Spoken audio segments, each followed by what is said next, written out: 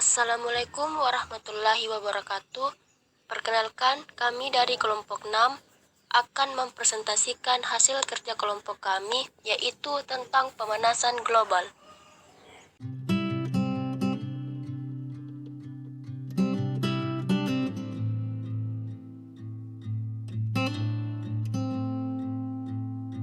Pengertian: pemanasan global adalah suatu bentuk fenomena terjadinya ketidakseimbangan ekosistem di bumi akibat terjadinya proses peningkatan suhu rata-rata atmosfer, laut, dan daratan di bumi dari tahun ke tahun akibat emisi dan gas rumah kaca seperti karbon dioksida, metana, dan nitrooksida, nitrofluorokarbon, perfluorokarbon, dan sulfur yang umumnya dihasilkan dari proses pembakaran bahan bakar fosil, minyak bumi dan batu bara, serta akibat penggundulan dan pembakaran hutan yang dilakukan oleh manusia. Ketika atmosfer semakin kaya akan gas-gas rumah kaca, ia akan semakin menjadi insulator yang menahan lebih banyak panas dari matahari yang dipancarkan ke bumi. Yang akibat peristiwa ini disebut sebagai efek rumah kaca. Peristiwa tersebut sebenarnya menjaga bumi agar tetap dalam kondisi hangat dan tidak membeku. Namun jika intensitasnya berlebihan, sifatnya sangat merusak karena semua panas terperangkap di dalam bumi dan suhu umum bumi secara universal meningkat yang menyebabkan banyak hal terjadi, seperti mencairnya es di bagian kutub, tidak menentunya cuaca, hewan-hewan yang kehilangan habitatnya, dan timbul berbagai macam penyakit, misalnya kanker kulit. Penyebab efek rumah kaca: permukaan bumi akan menyerap sebagian panas dan memantulkan kembali sisanya sebagai radiasi inframerah gelombang panjang ke angkasa luar.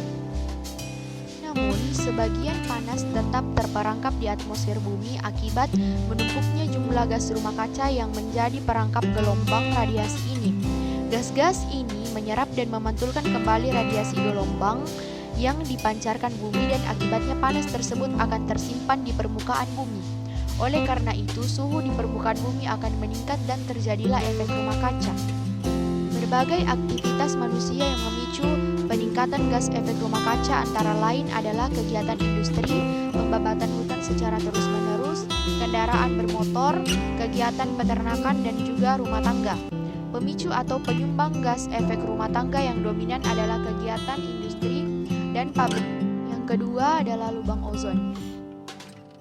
Penyebab terbentuknya lubang ozon ada 3, yaitu sinar matahari, halogen, dan juga temperatur. Di saat temperatur turun melebihi ambang batas, awan terbentuk di stratosfer.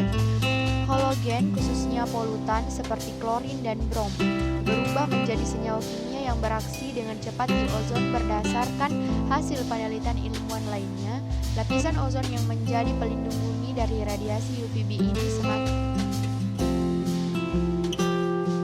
Bidang kesehatan. 1. Lebih banyak orang yang terkena penyakit atau meninggal karena stres panas. 2. Meningkatnya insiden energi dan penyakit pernapasan karena udara yang hangat akan memperbanyak polutan. 3. Meningkatnya penyakit-penyakit tropis seperti demam kuning dan ensefalitis. 4. Meningkatnya penularan penyakit DBD dan malaria.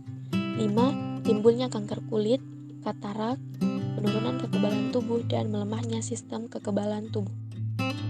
Bidang ekologi dan zoologi. 1. Hewan-hewan melakukan migrasi untuk mendapatkan habitat baru.